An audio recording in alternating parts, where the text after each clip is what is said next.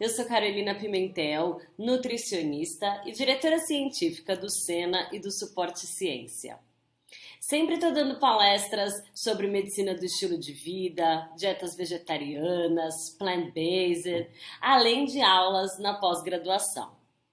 E cada vez que eu me interesso por uma pesquisa e acho que ela traz dados e insights interessantes, eu tenho muita vontade de compartilhar com vocês, além das aulas em que eu, obviamente, abordo toda essa fundamentação teórica. Então, para inaugurar esse quadro por dentro da pesquisa, eu escolhi esse artigo que aborda as proteínas vegetais. Esse tema está mais atual do que nunca, né? Uma tendência muito forte em relação a produtos que são feitos e desenhados a partir de proteínas vegetais e todo esse universo, né, de dietas plant-based, flexitarianas, que a gente também tem conversado, ou seja, uma dieta planetária, né, que faz bem para a nossa saúde e para a saúde do mundo, tem justamente esse ponto de convergência, ser uma dieta centrada em alimentos vegetais. E aí vem uma grande preocupação, né? Mas e a proteína? Será que essa proteína vegetal também é eficiente para a construção dos músculos, né, para promover um envelhecimento saudável, evitando, por exemplo, a sarcopenia, que é comum, né, essa perda da massa magra, principalmente durante o processo de envelhecimento. Então, esses autores, eles trazem justamente essa perspectiva da ingestão de proteínas vegetais e a sua resposta anabólica. Né? Então, e por que esse interesse de proteínas vegetais, né, para além de todo esse contexto que eu acabei de colocar? Porque até o momento, todos os estudos que analisaram, né, a resposta anabólica, a capacidade das proteínas de serem mobilizadas para a construção muscular depois da refeição, ou seja, no período pós-prandial, todos esses estudos têm sido focados com proteínas de origem animal e principalmente proteína láctea. Então, e com alguns estudos comparativos também mostrando que a resposta sintética, né, da proteína muscular à ingestão de um único bolo proteico derivado de vegetal é menos robusta quando comparada à proteína animal. Então, a gente tem poucos estudos e os estudos que temos, né, não são, vamos dizer assim, favoráveis à ingestão da proteína vegetal no que tange a resposta anabólica. Então, esses autores querem na verdade, tiveram o objetivo, por meio dessa revisão, de fornecer uma visão geral, atualizada sobre biodisponibilidade e propriedades anabólicas de proteínas vegetais em seres humanos. Bom, a gente tem hoje o foco de recomendação, fica para um adulto saudável, embora as nossas recomendações ainda sejam por volta de 0,8 até 1 grama de proteína por quilo de peso por dia, as recomendações atuais têm sido muito mais focadas numa quantidade suficiente maior, que dependendo do nível de estresse ou de atividade física pode chegar até 2 gramas por quilo de peso por dia, e mais do que isso, em momentos ideais de consumo. Tudo para auxiliar essa rápida renovação dos tecidos e aumentar também as adaptações metabólicas. A atenção em relação às proteínas vegetais é que nós sabemos que existem aminoácidos limitantes, ou seja, existem ausência ou quantidades insuficientes de alguns aminoácidos essenciais. Por outro lado, também se sabe que o aminoácido essencial de principal gatilho para a síntese muscular é a leucina, principalmente no que diz respeito à recuperação e adaptação do exercício.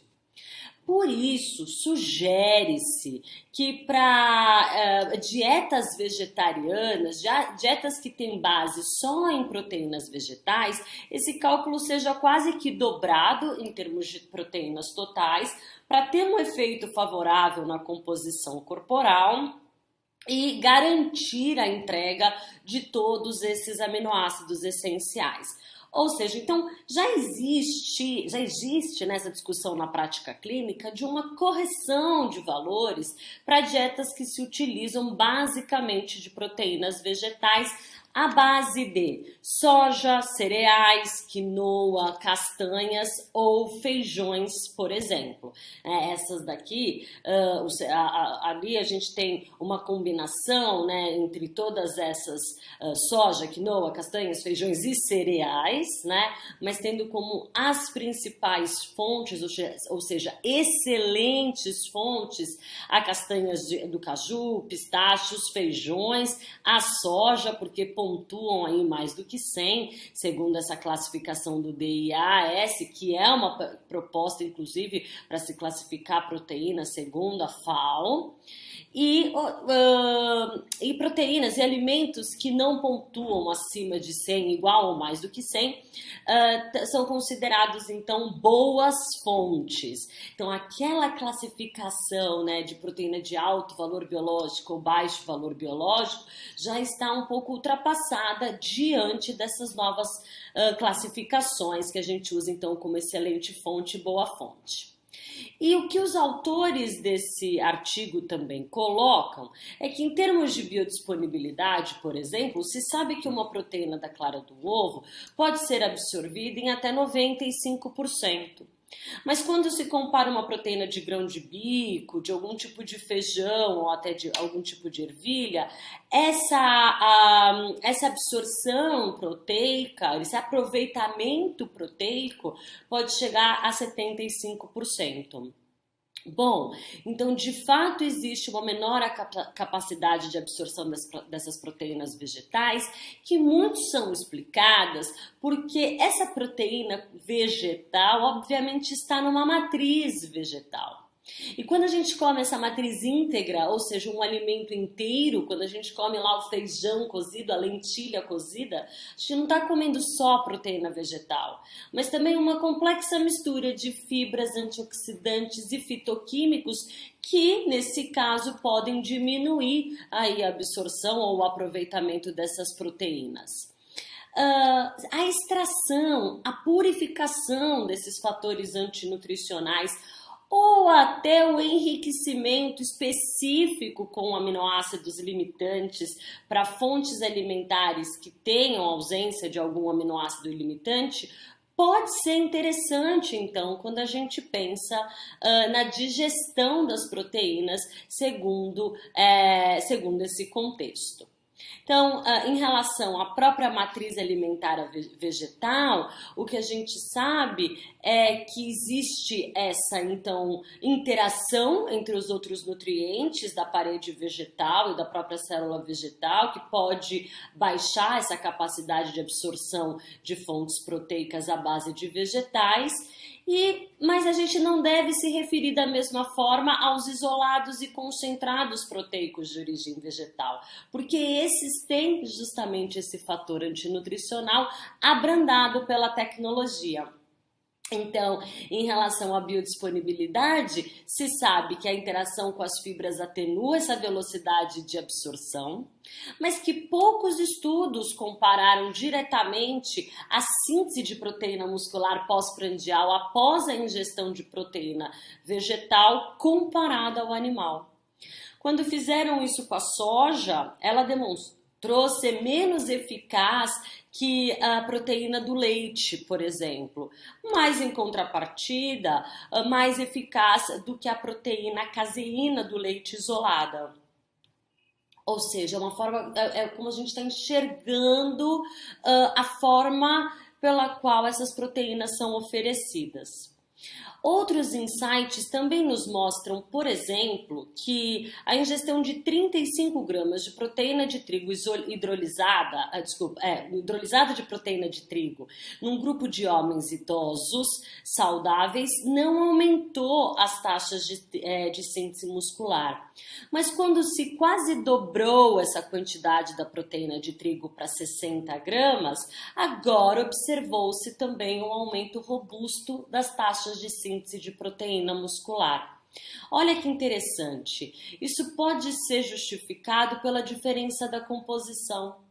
E é claro que em termos de composição de aminoácidos, existe uma variação muito grande entre os grupos de alimentos, mas quase em todos de origem vegetal nós vamos ter aí uma deficiência importante de metionina, né? Quase todos, porque alguns atendem aí, como por exemplo a semente de abóbora, essa composição. E também de lisina, né? Parece ter aí uma grande parcela de alimentos de origem vegetal, de proteínas de origem vegetal, deficientes também em lisina. Mas quando dobra-se a quantidade, parece que se entrega de maneira favorável esses aminoácidos essenciais, porque não é que eles não existem nessa matriz vegetal, eles estão em baixas quantidades. E aí a gente olha para essa fonte alimentar e entende com qual facilidade nós conseguimos atingir as quantidades proteicas adequadas e de aminoácidos essenciais. Né? Mas isso não quer dizer que nós não conseguimos atingir com fontes alimentares, por exemplo, a partir de aveia ou o próprio milho. Mas é claro que é muito mais fácil atingir com alimentos de origem animal e, obviamente, no segundo passo, olha, com as excelentes fontes de proteínas vegetais, como a soja e as leguminosas, por exemplo. E então, ainda sobre o olhar da leucina, que é aquele aminoácido essencial que faz o gatilho para essa síntese muscular, se a gente admitir que o que é preciso oferecer nessa refeição são aproximadamente 2,7 gramas de leucina e que isso se consegue com 20 a 25 gramas de proteína do soro do leite, por exemplo, então vamos entender quanto de cada proteína vegetal a gente precisa ter nesse momento da refeição para que eles nos entreguem também 2,7 gramas de leucina. E aí, teoricamente, o problema meio resolvido. Então, por meio de cálculo, sabe-se que 25 gramas de proteínas vegetais podem liberar aí 2,7 gramas de leucina. E aí os autores trazem outra discussão importante. O que é uma proteína derivada de um vegetal e o que é uma proteína vegetal, né? Então todas são proteínas contidas nos alimentos de origem vegetal. Ervilha, soja, arroz integral, quinoa e castanhas. Mas a proteína derivada é aquela que a gente também pode obter de forma isolada ou concentrada a partir de alimentos vegetais. E que isso podem ser soluções interessantes para ajudar a população, principalmente nesse caso, né, que tem um alto desempenho esportivo, em atingir necessidades proteicas provenientes de proteínas vegetais.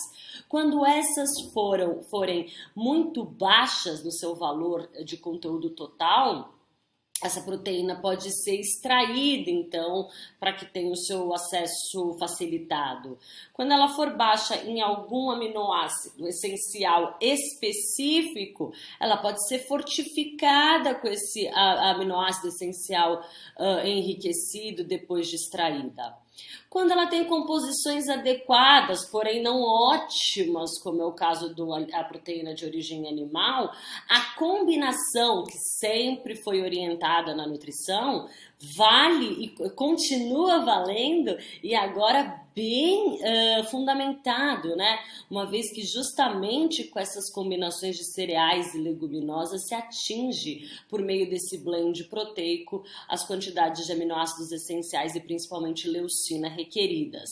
E quando se tem uma excelente fonte de proteína vegetal, é o caso das lentilhas, considerando a sua baixa biodisponibilidade por conta justamente da interação com as fibras e outros taninos, como a gente viu, a ideia seria aumentar essa porção para que essa biodisponibilidade possa ser corrigida.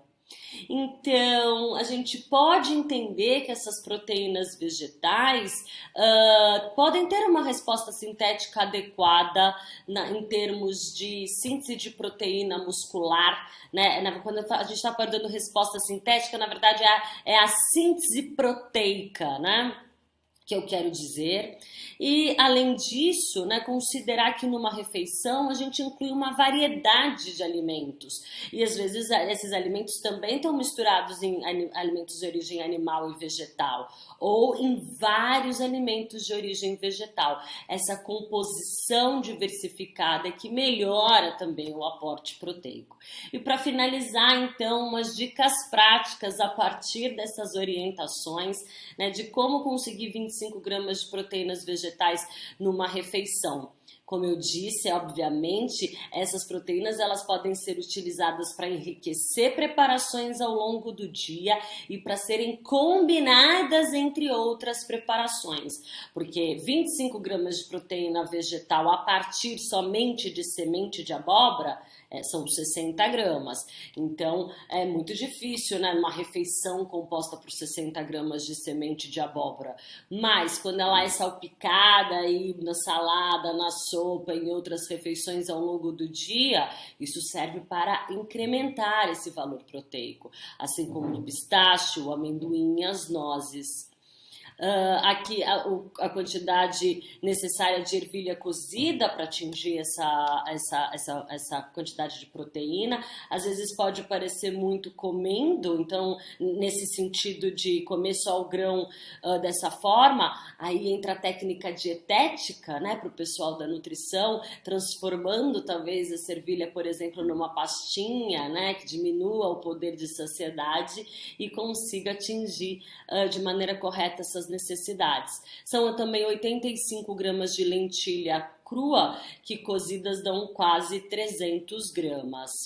Então, por fim, queria dizer que eu corroboro com os achados desse trabalho no sentido de entender que sim, é possível ter uma alimentação que atenda às quantidades adequadas de proteínas por meio de proteínas vegetais, mas que também é preciso entender que para suportar maiores ganhos de massa e força muscular, é preciso utilizar muitas vezes de soluções tecnológicas como essas proteínas na sua forma isolada, concentrada ou até enriquecidas, porque é uma forma que a gente tem inclusive para garantir o aporte proteico sem, ou melhor, em dietas que pedem restrição calórica, por exemplo, aonde sim seria difícil conseguir atingir